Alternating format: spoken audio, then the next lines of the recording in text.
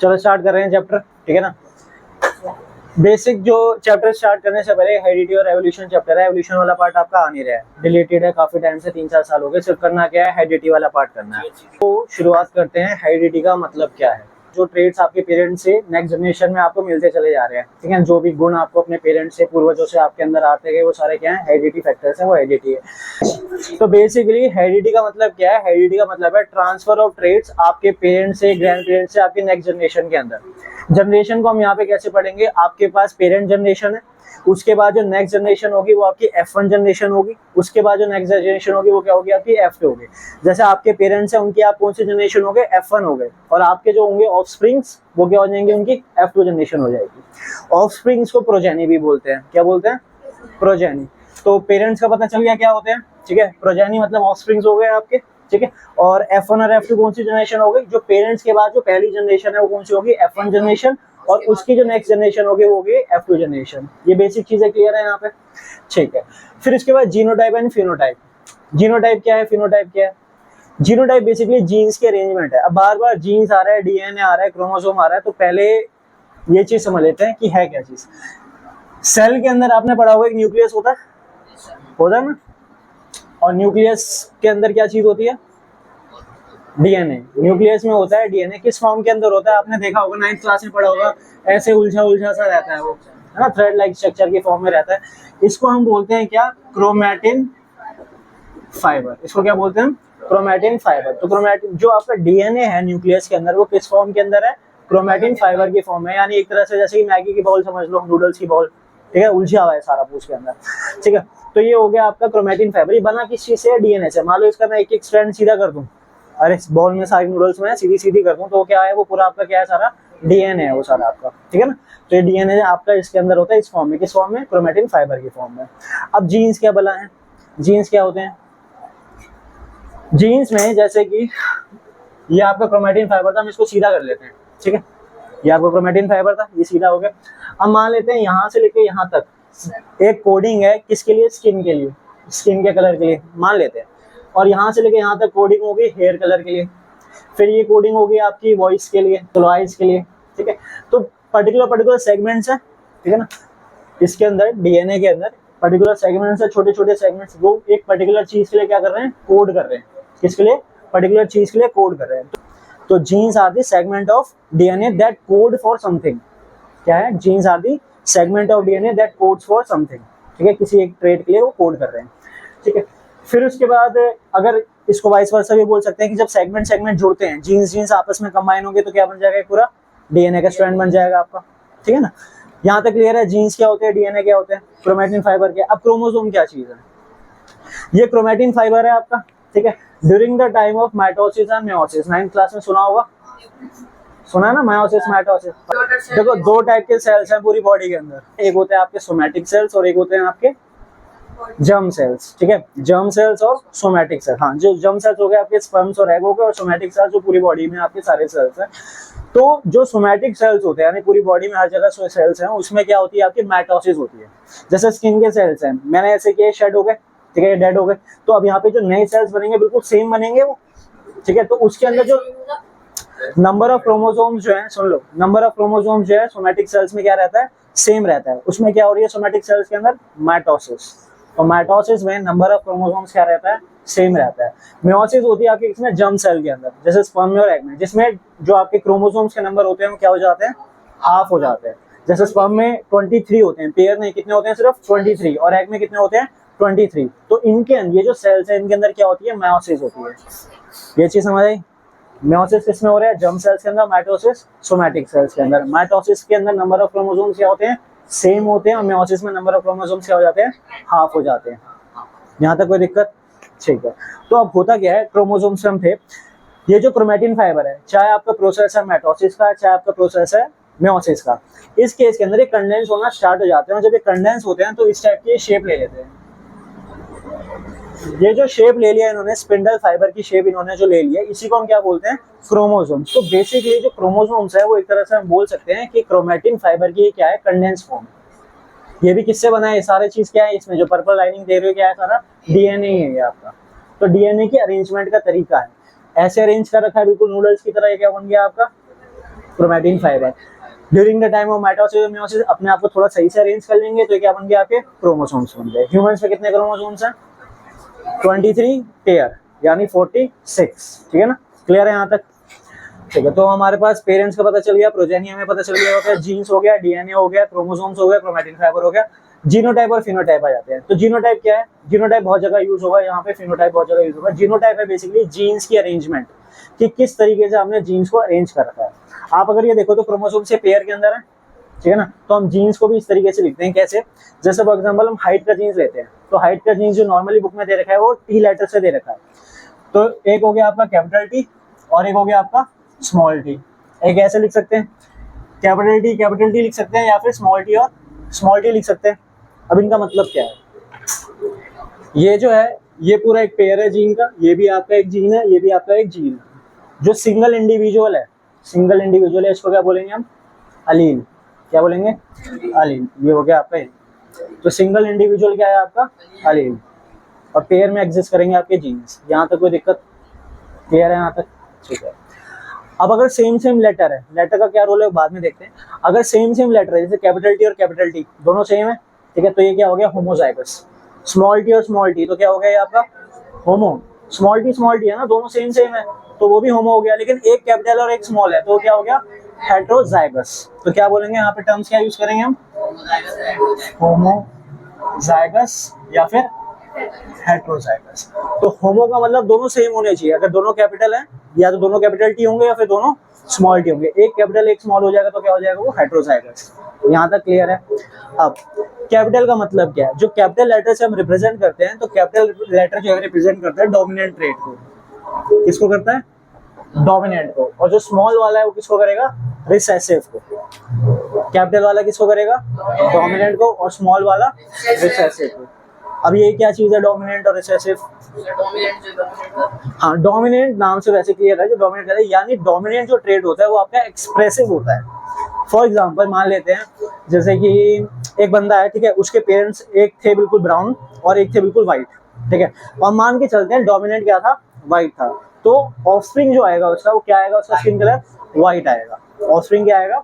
White. क्योंकि dominant trait क्या होते हैं आपके? एक्सप्रेसिव होते हैं। प्लांट की बात करते हैं, पी प्लांट की। एक पी प्लांट था पूरा टॉल, ठीक है, और एक पी प्लांट था पूरा शॉर्ट, ठीक है। तो जो उसके जनरेशन नेक्स्ट जनरेशन आएगी तो उसमें कौन सा ट्रेट आएगा?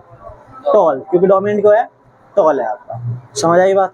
तो डोमिनेंट एक्सप्रेसिव है, रिसेसिव आपके एक्सप्रेसिव नहीं होते। तो अगर आपका कैपिटल टी है तो आउटकम क्या आएगा इसका? Tall. Capital T small T है तो भी आउटकम क्या आएगा? टॉल। अगर एक भी डोमिनेंट प्रेजेंट है तो भी क्या आएगा? टॉल आएगा। लेकिन अगर दोनों ही रिसेसिव हैं तो इसमें क्या आ जाएगा आपका? शॉर्ट आ जाएगा। तो कहने का मतलब डोमिनेंट आपके एक्सप्रेसिव होते हैं और रिसेसिव आपके एक्सप्रेसिव नहीं होते। अगर रिसेसिव को भी एक्सप्रेस होना है तो साथ में क्या होना चाहिए? उसके रिसेसिव ट्रेट ही होना चाहिए। यहाँ तक कोई दिक्कत है? क्लियर है ये चीज है? तो जीनोटाइप का मतलब क्या है? जीन्स की अरेंजमेंट। जैसे ये अरेंज हो रखे हैं होमोजाइगसली और ये अरेंज हो रखे हैं हेटेरोजाइगसली, और ये भी आपका होमोजाइगसली। फिनोटाइप मतलब उन अरेंजमेंट की वजह से फिजिकल अपीयरेंस कैसी आ रही है। जैसे कि दोनों कैपिटल टी क्या हो गया? वो अरेंजमेंट हो गया जीन्स का, इसकी वजह से अपीयर कैसे हो रहे हैं? टॉल। तो वो फिनोटाइप हो गया। टॉल क्या हो गया उसका? फिनोटाइप यानी फिजिकल अपीयरेंस।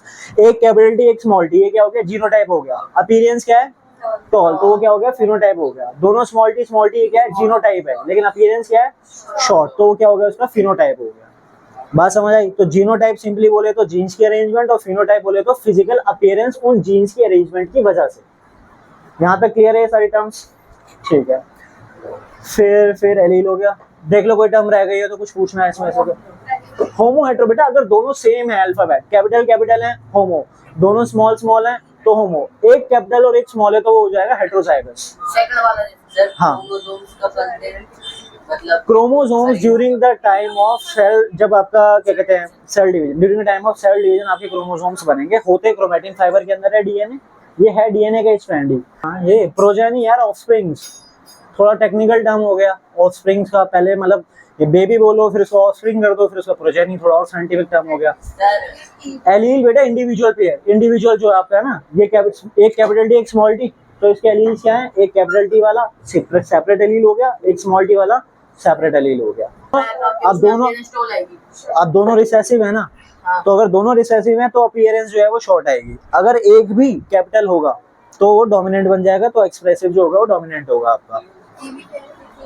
एवोल्यूशन ये नहीं करना, एवोल्यूशन आपका डिलीट हो गया, बाकी एवोल्यूशन थोड़ा सा बता दूंगा अभी। यहाँ तक क्लियर है, बाकी साइड हम इन्हीं का यूज करना है पूरे चैप्टर के अंदर हमें। मेन जो आपकी चलती जाएगी genotype, phenotype, F1 F2 progeny. Clear है यहाँ तक सारे टर्म्स। अब इसके बाद हम बात करेंगे मेंडल की। मेंडल कौन था? हाँ, साइंटिस्ट था और यही था फादर ऑफ जेन। हेरिडिटी जो सारा इसने खेल खेला है वो सारा हेरिडिटी के अंदर ही जो दिया है वो इसी ने दिया है, मेंडल ने, ठीक है ना। तो मेंडल का बेसिकली हमने जो पढ़ना है वो आपके क्रॉस पढ़ने हैं, मोनोहाइब्रिड क्रॉस और डायहाइब्रिड क्रॉस। क्या पढ़ना है? मोनोहाइब्रिड और डायहाइब्रिड क्रॉस। और ये जो क्रॉस उसने किया था ये पी प्लांट के साथ किया था, मतलब इसने हेरिडिटी स्टडी करनी थी। हेरिडिटी का मतलब क्या हो गया, नेक्स्ट जनरेशन में क्या ट्रेड्स आएंगे, फिर उसकी नेक्स्ट जनरेशन में क्या ट्रेड्स आएंगे। तो ये जानने के लिए, पूरा सिस्टम समझने के लिए उसने क्या किया, पी प्लांट को चूज किया। अब क्वेश्चन यहाँ पे सबसे पहला यही आता है, क्वेश्चन लिखते जाओ। चैप्टर का सबसे पहला इंपॉर्टेंट ऑफिशियल क्वेश्चन बोर्ड के हिसाब से जो इंपॉर्टेंट है, why Mendel choose P plant for his experiment. अच्छा, इससे पहले तो टर्म्स लिख लो सारी, ताकि इनकी डेफिनेशन याद रखनी है। डेफिनेशन बोर्ड के हिसाब से इंपॉर्टेंट नहीं है, लेकिन यूटी वगैरह में पूछ लेते हैं, ठीक है। Genotype, phenotype, heredity, alleles, progeny और आपका होमोजाइगस और हेटेरोजाइगस। पी प्लांट क्यों चूज, अच्छा एक और चीज इसी में नीचे लिखो, scientific name of P plant. तो पहला क्वेश्चन क्या है आपका, why Mendel choose P plant. 3 number का क्वेश्चन आता है ये, ठीक है, स्ट्रेट फॉरवर्ड क्वेश्चन आएगा। और दूसरा है scientific name of P plant. अब इसका आंसर डिस्कस कर लेते हैं, सुन लो। क्वेश्चन लिख लिया सबने? Yes sir. ठीक है, पेन डाउन, अब आंसर सुन लो पहले। पी प्लांट इसने क्यों चूज किया था? पहला रीजन जो है इसका वो ये कि इसके एक बार क्रॉस करने के बाद, यानी एक बार जब ये रिप्रोड्यूस करते हैं तो इनके जो ऑफस्प्रिंग्स होते हैं वो लार्ज नंबर में आते हैं। यानी पहला क्या आ गया, लार्ज नंबर ऑफ ऑफस्प्रिंग्स। अब जितने ज्यादा ऑफस्प्रिंग होंगे ट्रेड्स पढ़ने में उतनी आसानी होगी। अब मान लो इस केस में हम ह्यूमंस को ले लेते हैं, तो वो स्टडी करने को ह्यूमंस को ले लेता, तो अगर ह्यूमंस रिप्रोड्यूस करेंगे तो ज्यादा से ज्यादा कितने, 1 2 3 5वें 6वें 7वें 8वें में क्या वेरिएशन है कुछ बता नहीं सकते, तो वो ज्यादा कॉम्प्लिकेटेड सा प्रोसेस हो जाए। कोई एनिमल भी ले लेता तो भी वो कॉम्प्लिकेट हो जाता है कि इतने नहीं हो सकते, ठीक है ना। तो इसने पी प्लांट चूज किया, ठीक है। पी प्लांट का मेन रीजन ये भी था क्योंकि बैकयार्ड में ग्रो होते थे पी प्लांट। तो जैसे हर साइंटिस्ट, जैसे न्यूटन के सर पे एप्पल गिरा था उसको ग्रेविटी आ गई, इसने भी पी प्लांट को निहारता रहा, खेतीबाड़ी करता रहा, तो इसको हेरिडिटी आ गई, ठीक है ना।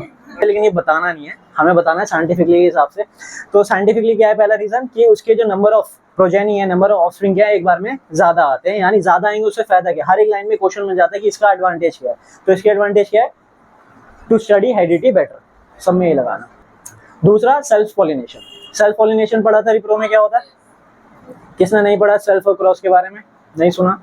नहीं सुना, चलो ठीक है, एक बार फटाफट से रिकैप दे देता हूँ। क्रॉस पॉलिनेशन का मतलब क्या हो गया, ये 2 फ्लावर्स हैं, ठीक है, एक मेल एक फीमेल।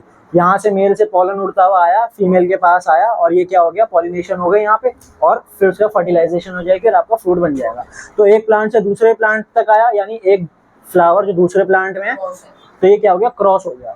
सेल्फ में क्या है, बायसेक्सुअल फ्लावर है, यानी एक ऐसा फ्लावर है जिसके अंदर मेल पार्ट भी प्रेजेंट है और फीमेल पार्ट भी प्रेजेंट है, उसको हम क्या बोलते हैं, बायसेक्सुअल फ्लावर। तो वो एक ही फ्लावर के अंदर हो रहा है, कहीं उसको जाने की जरूरत नहीं है, तो वो क्या हो गया, आपका सेल्फ पॉलिनेशन हो गया ये। या फिर एक ही प्लांट है, एक फ्लावर ऊपर है एक फ्लावर नीचे है, इन्हीं के बीच में हो गई पॉलिनेशन, तो ये क्या हो गई, सेल्फ पॉलिनेशन हो गई। समझ आया? तो क्रॉस का मतलब 2 डिफरेंट प्लांट और सेल्फ का मतलब सेम प्लांट। क्लियर है यहाँ तक? अब जो ये है, अच्छा एडवांटेज क्या है सेल्फ पॉलिनेशन और क्रॉस पॉलिनेशन? एडवांटेज क्या है? सेल्फ की मेन एडवांटेज ये है कि वो किसी पे डिपेंडेंट नहीं है, ठीक है।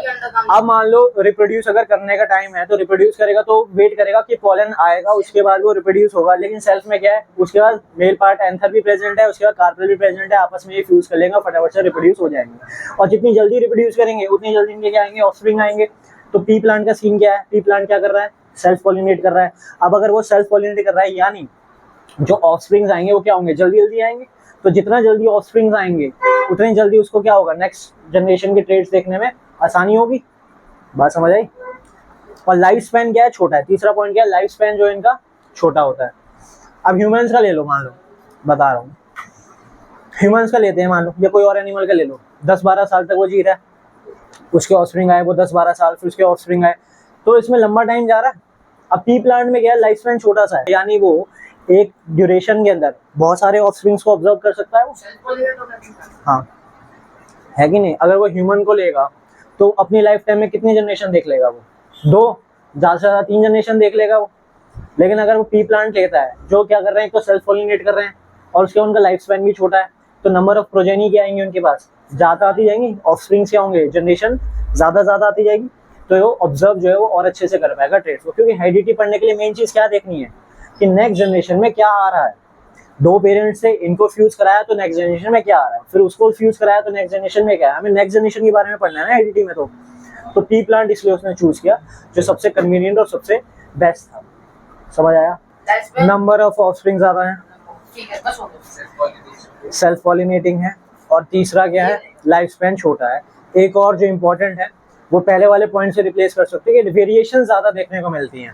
वेरिएशन ज़्यादा देखने को कैसे मिलती है हमें, कि मान लो पी प्लांट टॉल भी है, शॉर्ट भी है, उस पर फ्लावर वायलेट भी है, वाइट भी है, सीड राउंड भी है, रिंकल भी है, येलो भी है, ग्रीन भी है, तो बहुत सारे कैरेक्टर देखने को मिल रहे हैं उसे, ठीक है ना।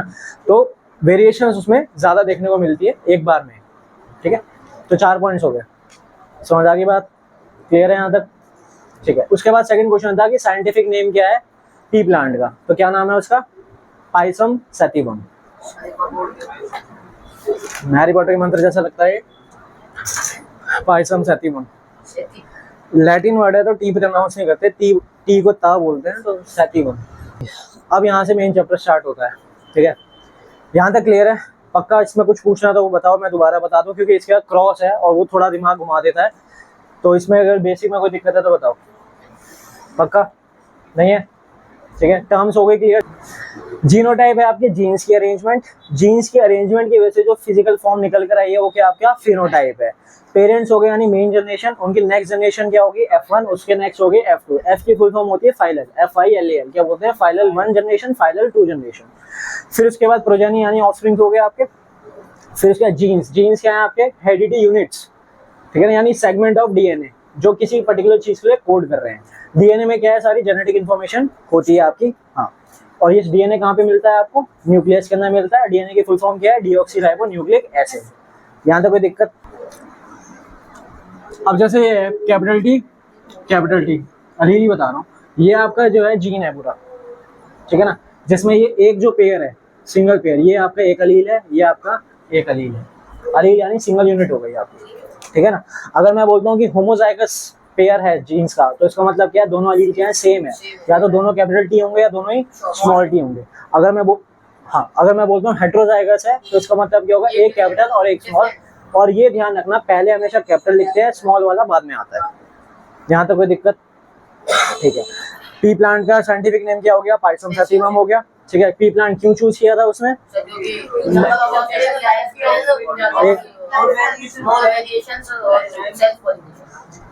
ठीक है। जो मेन सबसे पहले लिखो वो नंबर ऑफ वेरिएशंस लिखो, क्योंकि हमें वेरिएशंस पढ़नी है। सबसे ज्यादा नंबर ऑफ वेरिएशंस इसमें ज्यादा मिलती हैं। दूसरा लाइफ स्पैन इसका छोटा है, सेल्फ पॉलिनेटिंग है। 3 पॉइंट्स इसमें मेन हो गए। चौथा नंबर ऑफ ऑप्शन ज्यादा डालना स्टार्ट डाल दो।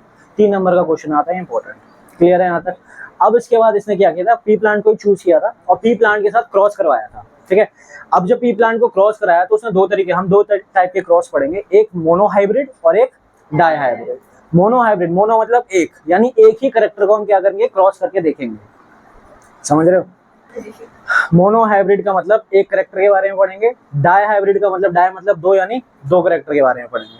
तो पहले मोनो हाइब्रिड क्रॉस से स्टार्ट करते हैं, ठीक है। ठीक है, तो पी प्लांट इसने चूज किया। मोनो हाइब्रिड में जो हमें करेक्टर बुक के हिसाब से, पहले बुक के हिसाब से चल रहे हैं, फिर एक्स्ट्रा बाद में प्रैक्टिस करेंगे। बुक के हिसाब से जो पहला इसने करेक्टर लिया था वो हाइट का ही लिया था। तो हाइट के लिए हम क्या लेके चल रहे हैं, पहले इसने लिया प्योर टॉल प्लांट और प्योर शॉर्ट। अब प्योर का मतलब क्या है, प्योर का मतलब है होमोजाइगस। प्योर का मतलब क्या हो गया, होमोजाइगस, यानी ये भी कैपिटल टी और ये क्या हो गया, प्योर शॉर्ट मतलब स्मॉल टी और स्मॉल टी।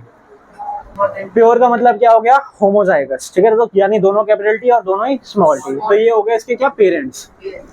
अब आपको अगर जो क्रॉस करने के लिए बोलेंगे, जिनका क्रॉस करके दिखाना है, तो आपको F2 जनरेशन तक क्रॉस करना है, F1 और F2, ठीक है। F1 का क्या है, pure tall pure short, parents को क्रॉस कराएंगे। तो F1 जनरेशन में क्रॉस कैसे कराएंगे, क्रॉस कराने के 2 तरीके हैं, एक प्यूनेट स्क्वायर के हिसाब से और एक वो जो एरो एरो करके करते हैं। मैं प्यूनेट स्क्वायर के हिसाब से कराऊंगा, इजी है, आराम से हो जाता है। तो कैपिटल टी प्योर टॉल और स्मॉल टी प्योर शॉर्ट, इस तरीके से देखिए। अब क्रॉस कराएंगे, कैपिटल टी और स्मॉल टी का क्या आएगा, capital T small T, capital D small T का क्या आएगा? Capital D small T. ये जो है आपका पीनट स्क्वायर है, मतलब इस तरीके से जो हम क्रॉस करवाते हैं पीनट स्क्वायर बना के सर वो तो खाली capital D small T cross कराया, ये आ गया। यहाँ तक समझ आया क्या हुआ? तो जब आपने क्रॉस कराया तो इसका जीनोटाइप क्या है? Capital D small T, capital D small T, capital D small T, सबका सेम आया, यानी ये हेटेरोजाइगस है होमोजाइगस है? हेटेरो है, क्योंकि सारे अलग है ना, एक कैपिटल एक शॉर्ट है, तो ये सारे क्या हो गए? हेटेरोजाइगस आए हैं। अब ये इनका फिनोटाइप क्या आएगा? अपीयरेंस कैसी आ रही है इनकी? सर डोमिनेंट, क्योंकि एक मिनिमम डोमिनेंट है इसमें, इसमें भी एक डोमिनेंट है, इसमें भी एक डोमिनेंट है, इसमें भी एक डोमिनेंट है, तो सब में क्या आया? टॉल आया। ठीक है, तो ये चीज है आपका लॉ ऑफ डोमिनेंस। ये अब लास्ट में पढ़ेंगे, 3 लॉज हैं जो मेंडल ने दिए थे हेरिडिटी के। तो ये लॉ ऑफ डोमिनेंस कहता है क्या है? ये लॉ ऑफ डोमिनेंस की F1 जो जनरेशन होती है उसमें जो पेरेंट्स के हमेशा सारे के सारे क्या होते हैं? डोमिनेंट ट्रेट ही सामने आते हैं। रिसेसिव जीन है, जीनोटाइप की अगर अरेंजमेंट देखो तो रिसेसिव जीन आ रहा है साथ में, लेकिन वो एक्सप्रेसिव नहीं होता। रिसेसिव जीन F1 जनरेशन में एक्सप्रेसिव नहीं होता। कब होता है एक्सप्रेसिव? सेकंड जनरेशन में। कैसे वो देखते हैं। F1 का क्लियर है यहाँ पे। अब इसने क्या किया? F1 के ही 2 ले लिए और उनको आपस में क्रॉस कराया। ये F1 का हो गया और ये F1 का आ गया, इन दोनों को क्रॉस कराएंगे तो कैपिटल टी और स्मॉल टी, कैपिटल टी और स्मॉल टी क्रॉस करेंगे, क्या आएगा? Capital T small T, capital T small T और स्मॉल टी और स्मॉल टी। अब यहाँ पे देखो, होमोजाइगस, हेटेरोजाइगस ये आपने केस बताया और होमोजाइगस। हाँ, ये F2 जनरेशन हो गई ना। F2 में क्या किया? जो F1 के थे उनको आपस में क्रॉस कराया प्लांट्स को, और F2 में ये आपके आउटकम्स आ गए। ठीक है, अब इसमें अगर आप देखो तो ये एक आ गया स्मॉल टी, यानी ये टॉल आएगा। फिनोटाइप क्या है इसका? टॉल, फिनोटाइप टॉल, लेकिन ये क्या आ गया? शॉर्ट। यानी रिसेसिव ट्रेट जो एक्सप्रेसिव होता है वो कौन सी जनरेशन में होता है? F2 जनरेशन में होता है। ठीक है ना। रिसेसिव जीन जो है यानी अलील जो है आपका, वो प्रेजेंट होगा F1 में भी, लेकिन वो एक्सप्रेसिव नहीं होता। क्यों नहीं होता? क्योंकि साथ में डोमिनेंट होता है उसके। लेकिन F2 के अंदर वो आपका एक्सप्रेसिव हो जाता है, क्योंकि साथ में क्या आ जाता है उसके? रिसेसिव आ जाता है। क्लियर है यहाँ तक? ठीक है, अब इसका रेशियो, मेन क्या चीज है? मोनो हाइब्रिड रेशियो पूछते हैं, और रेशियो जो आपसे पूछेंगे वो फिनोटाइप का पूछेंगे। जीनोटाइप का भी पूछ सकते हैं, कोई दिक्कत की बात नहीं है, लेकिन जनरली आपसे अगर पूछा जाए, स्ट्रेट फॉरवर्ड क्वेश्चन आ जाए मोनो हाइब्रिड रेशियो क्या है, तो हमें किसका बताना होता है? फिनोटाइप का बताना होता है। वो देखते हैं कैसे आएगा। टॉल यानी कितने? टॉल का रेशियो क्या हो गया? 3 हो गया। और स्मॉल कितने आए? 1, तो इसका रेशियो क्या हो गया? 1। तो मोनो हाइब्रिड का रेशियो क्या है? 3:1, और ये फिक्स है। कोई भी कैरेक्टर ले लो आप, ठीक है, कलर का ले लो, शेप का ले लो, कोई भी कैरेक्टर लेते हो तो रेशियो क्या आएगा इसका? फिक्स 3:1, यानी 3 डोमिनेंट आएंगे और एक क्या आएगा आपका? रिसेसिव आएगा। सर वहाँ पे F1 में तो नहीं आ रहा ये रेशियो। F1 हम रेशियो F2 का ही पूछते हैं, क्योंकि F1 में सारे डोमिनेंट ही आएंगे। आप डाई हाइब्रिड करोगे तब भी आपके सारे F1 में डोमिनेंट ही मिलेंगे। रिसेसिव किस में मिलता है? F2 जनरेशन में मिलता है। ठीक है ना। और क्वेश्चन इसमें से आ भी जाता है, क्या रिसेसिव जीन F1 जनरेशन में प्रेजेंट होता है? नहीं होता। अगर होता है तो एक्सप्रेसिव क्यों नहीं होता? उसके साथ डोमिनेंट, क्योंकि रिसेसिव के साथ जीन तो प्रेजेंट है F1 में, लेकिन उसके साथ क्या है? डोमिनेंट है, तो वो एक्सप्रेसिव नहीं है। एक्सप्रेसिव कब होगा? F2 में होगा, जब उसके साथ भी आपका एक रिसेसिव ट्रेट प्रेजेंट होगा। यहाँ तक चीज क्लियर है? कोई दिक्कत? ठीक है। रेशियो कितना आ गया? 3:1। अब परसेंटेज के हिसाब से बात करें तो 75% क्या है? टॉल है, और 25% क्या है आपके? शॉर्ट है। क्लियर है यहाँ तक? कोई दिक्कत? ये मोनो हाइब्रिड था, कोई दिक्कत इसमें? चलो एक मोनो हाइब्रिड करके देखो। क्रॉस, बताओ। प्योर राउंड और प्योर रिंकल। अब अल्फाबेट आप अपने हिसाब से चूज कर सकते हो। जैसे फॉर एग्जांपल राउंड के लिए हम कैपिटल R ले लेते हैं, तो प्योर राउंड के लिए क्या हो गया? कैपिटल R हो गया। तो अगर आप उसका रिंकल ले रहे हो तो उसमें W नहीं करोगे, क्या हो जाएगा? वो स्मॉल r हो जाएगा। करो। F1 जनरेशन है, पेरेंट्स क्या है इसके? कैपिटल R, स्मॉल r, इनको क्रॉस कराएंगे। अब F1 के आपस में 2 को क्रॉस कराओगे तो क्या आ जाएगा? R और स्मॉल r। अब इनको क्रॉस कराएंगे F2 के लिए। प्योर येलो, प्योर ग्रीन, इसका करो। Pure yellow, pure green. Alphabet कोई भी चूज कर लो अपने हिसाब से। जैसे येलो के लिए आप ले लेते हो कैपिटल Y, तो ग्रीन के लिए क्या ले लिया? स्मॉल y और स्मॉल y। आपसे बोल देंगे कि रेशियो बताओ होमोजाइगस और हेटेरोजाइगस का। Ratio of homozygous and heterozygous seed. दोनों 2:1 1:1 हो गया ना वो, 1:1। रेशियो जब भी पूछेंगे तो आपको F2 में से बताना है वो।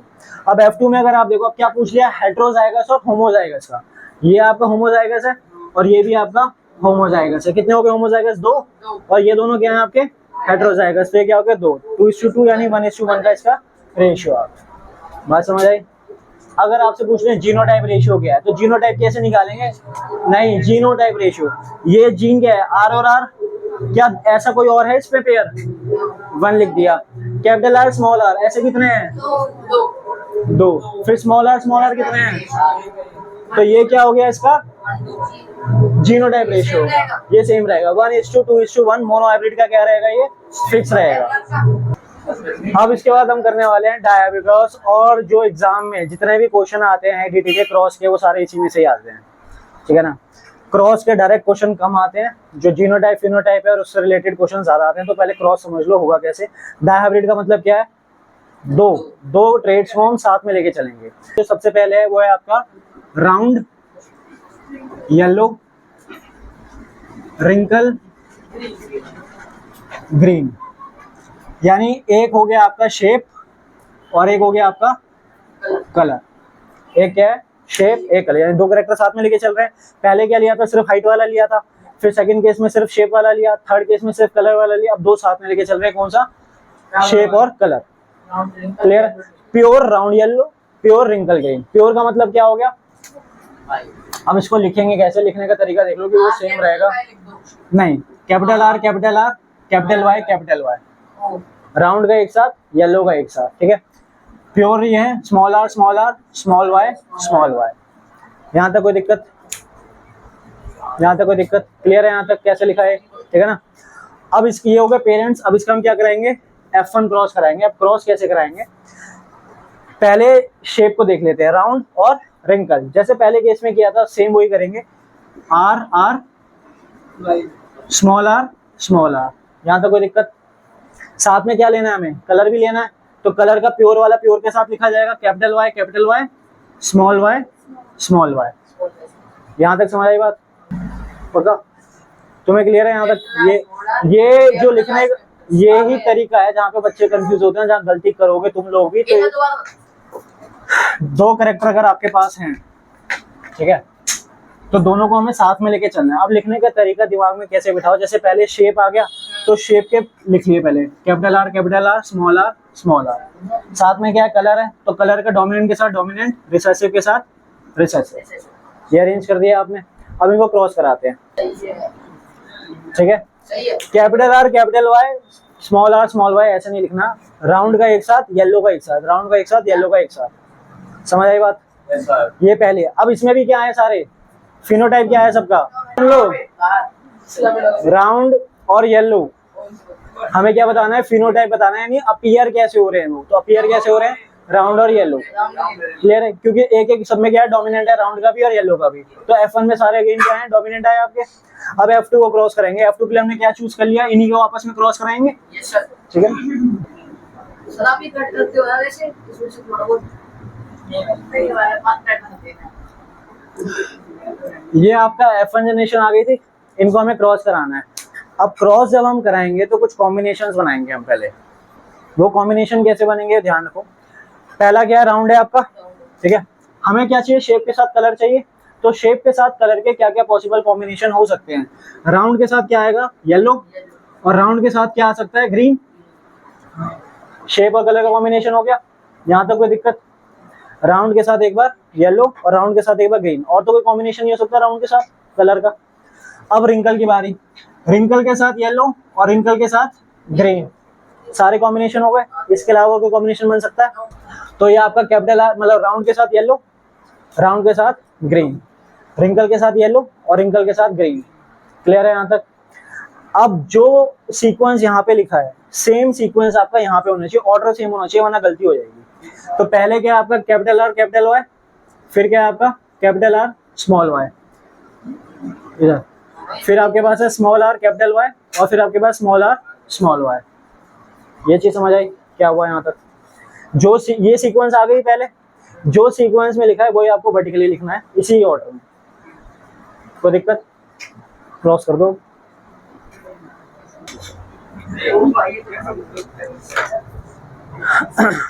चलो अब यहाँ पे देखते हैं इसमें आगे ना, इसमें हमें क्या बताना है, फिनोटाइप और जीनोटाइप रेशियो। पहले फिनोटाइप का सीन समझते हैं।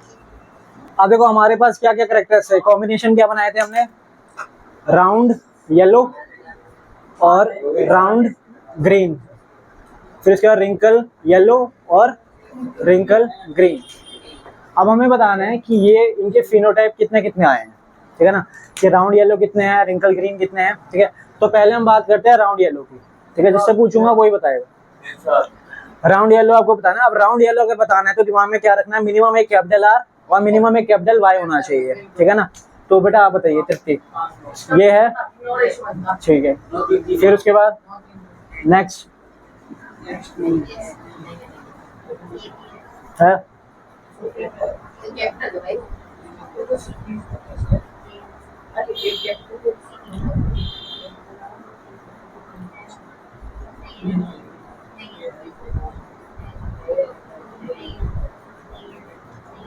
ठीक है।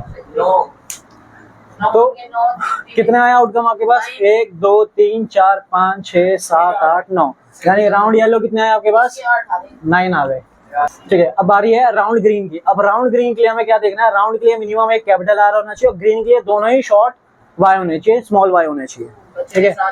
तो क्या ये है, नहीं ये बताओ स्पर्श बेटा तुम बताओ। राउंड ग्रीन, ठीक है।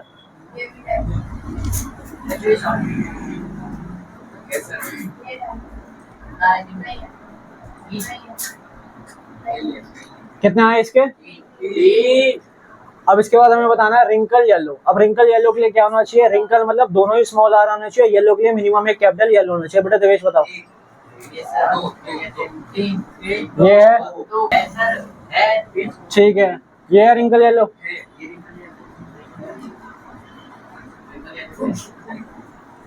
ये है रिंकल येलो, ये तो रिंकल येलो कितने हैं आपके पास, 3। रिंकल ग्रीन यही है ना, तो ये आपका क्या हो गया, रिंकल ग्रीन हो गया। तो रिंकल येलो आपके पास आए 3 और रिंकल ग्रीन आया आपके पास 1। तो रेशियो क्या है फिनोटाइप का इसका, 9:3:3:1। समझ आई बात यहाँ तक, कोई दिक्कत इसके अंदर, ठीक है। अब इसके अंदर जो आपको ऑब्जर्व करना है वो ये कि हमारे पास पेरेंट्स क्या थे, राउंड येलो थे, राउंड येलो और रिंकल ग्रीन, ये हमारे पेरेंट्स थे। और इसके अलावा 2 नए आउटकम आए हैं आपके पास। पेरेंट्स जो थे उसमें से भी जो डोमिनेंट वाला था उसके सबसे ज्यादा नंबर है 9, ठीक है। और उसमें जो रिसेसिव वाला था उसका सबसे मिनिमम नंबर है कितना, 1। और जो 2 नए आउटकम्स आए हैं उनका क्या है, रेशियो सेम है, 3 और 3। ये चीज ध्यान रखना क्योंकि न्यूमेरिकल आएंगे इससे रिलेटेड, तो उसमें ये चीज आपको ध्यान रखनी है। क्लियर है, कोई दिक्कत इसके अंदर, ठीक है। ये आपका डायहाइब्रिड था। अब एक आप अपने आप से करो, कैरेक्टर्स आपको दे रखे हैं, लिखो। Yellow seed, violet flower, green seed, white flower. अब आपको इससे पहले मैंने क्वेश्चन बताया था कॉन्ट्रास्टिंग कैरेक्टर वाला, है ना, पहले वो लिख लो क्योंकि उसके बाद ये वाला हो पाएगा। क्वेश्चन ये इंपॉर्टेंट है, what are the contrasting characters observe by Mendel in pea plant. आपको कैसे पता कौन सा डोमिनेंट है कौन सा रिसेसिव है, टेबल बना लेना इस तरीके से, कैरेक्टर डोमिनेंट रिसेसिव। आपको बोल दिया जाएगा एक प्लांट के पास येलो सीड थे, वायलेट फ्लावर थे और ग्रीन सीड थे और व्हाइट फ्लावर थे। आपको कॉम्बिनेशन अरेंज करके नहीं दिया, आपको पूछा जाएगा इनके नेक्स्ट F1 और F2 का क्रॉस बताओ। तो आपको अपने हिसाब से ट्रेड्स के हिसाब से आपको अज्यूम जो याद किया होगा उसके हिसाब से आपको लेना डोमिनेंट कौन से थे। तो डोमिनेंट क्या है, येलो वायलेट, इनको साथ लिखोगे, और ग्रीन और रिंकल वो है आपके रिसेसिव है, इनको साथ में लिखोगे। समझ आई बात। कल नेम को अल्फाबेट कोई भी ले लो अपने हिसाब से, पर जो लोग है रिसेसिव में उसी का क्या हो जाएगा, शॉर्ट हो जाएगा। चलो देखो, अब ये हमारे पास क्या थे, पेरेंट्स हैं प्योर, ये भी रिसेसिव प्योर, ठीक है। F1 में क्या करेंगे, क्रॉस कैपिटल वाई साथ में कैपिटल बी और capital B, small y small b ऐसे ले लेते हैं, ठीक है, स्मॉल वाई स्मॉल बी। यहाँ तक कोई दिक्कत बेटा, कनेक्ट। अब इनको क्रॉस कराएंगे, capital Y capital B small b, capital Y capital B small b, again capital Y capital B small b, capital Y capital B small b. यही आया F1 के अंदर सब में, यहाँ तक क्लियर है। यानी F1 में अगेन सारे क्या है, डोमिनेंट आए हैं आपके, कौन से आए हैं, येलो और वॉयलेट आए हैं, कोई दिक्कत इसके अंदर, ठीक है। अब F2 क्रॉस करते हैं। अब F1 में आपके पास क्या है, capital Y capital B small b, capital Y capital B small b, ये F1 के थे।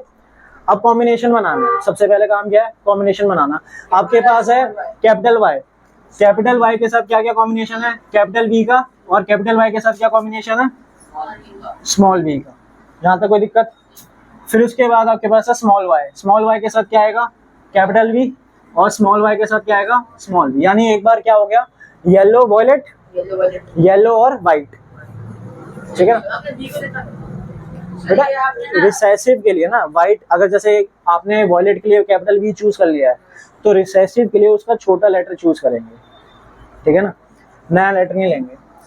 तो ये हो गया आपका क्या, ग्रीन और वॉयलेट, ये हो गया ग्रीन और वाइट। अब यही जो ऑर्डर है सेम ऐसे नीचे फॉलो होगा, कैपिटल वाई, हाँ ग्रीन और वाइट, ये हो गया कैपिटल वाई स्मॉल बी, ठीक है। फिर उसके बाद आपका क्या है, स्मॉल वाई कैपिटल बी, और उसके बाद स्मॉल वाई और स्मॉल बी। अब इसका हम क्रॉस करते हैं, ठीक है। क्रॉस जो भी करोगे उसके बाद आपसे पूछा जाएगा कि रेशियो क्या है।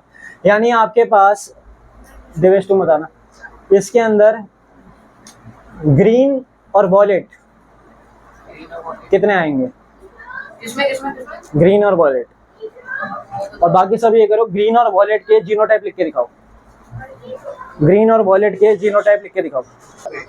बना रहा हूँ, क्रॉस कर रहा हूँ यार, देखो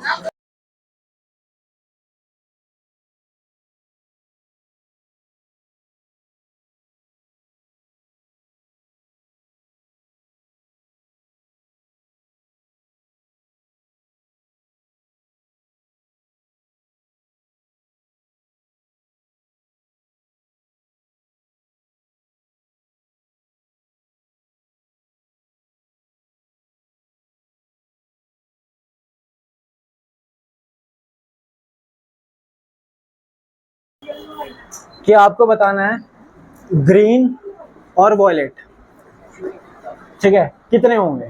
तो सबसे पहले कितने होंगे, हमें पता है कि रेशियो क्या होता है, 9331 होता है, और 9 और 1 जो है वो तो पेरेंट्स का ही है। जो नए निकल कर आते हैं वो कितने हैं, 3 और 3, यानी उनका नंबर क्या रहता है, 3 रहता है।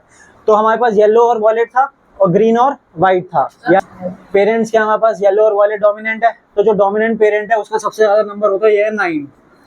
फिर ग्रीन और वाइट, ये रिसेसिव है पेरेंट, इसका नंबर सबसे कम होता है, ये क्या है 1। अब इनके अलावा जो नए आए हैं, नए क्या है आपके पास, या ग्रीन और वॉयलेट है, और येलो और वाइट है, इनके नंबर क्या है, 3 और 3। तो सीधा आपसे नंबर पूछ लें नई जनरेशन के कितने आएंगे, तो 3 और 3 आएंगे, यहाँ तक कोई दिक्कत।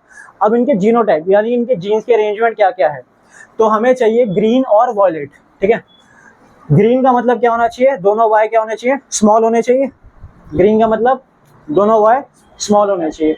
तो कौन कौन से हैं दोनों वाई स्मॉल, ये हो गया, ये हो गया, ये हो गया, और ये भी हो गया, ये 4 हो गए, ठीक है। साथ में क्या पूछा है, वॉयलेट। वॉयलेट के लिए क्या चाहिए हमें, मिनिमम एक कैपिटल, 2 होगा तो भी चलेगा, मिनिमम एक क्या चाहिए, कैपिटल बी चाहिए। कैपिटल बी है इसमें, कैपिटल बी है इसमें, कैपिटल बी है इसमें, तो ये लास्ट वाला स्मॉल भी हो गए ना दोनों।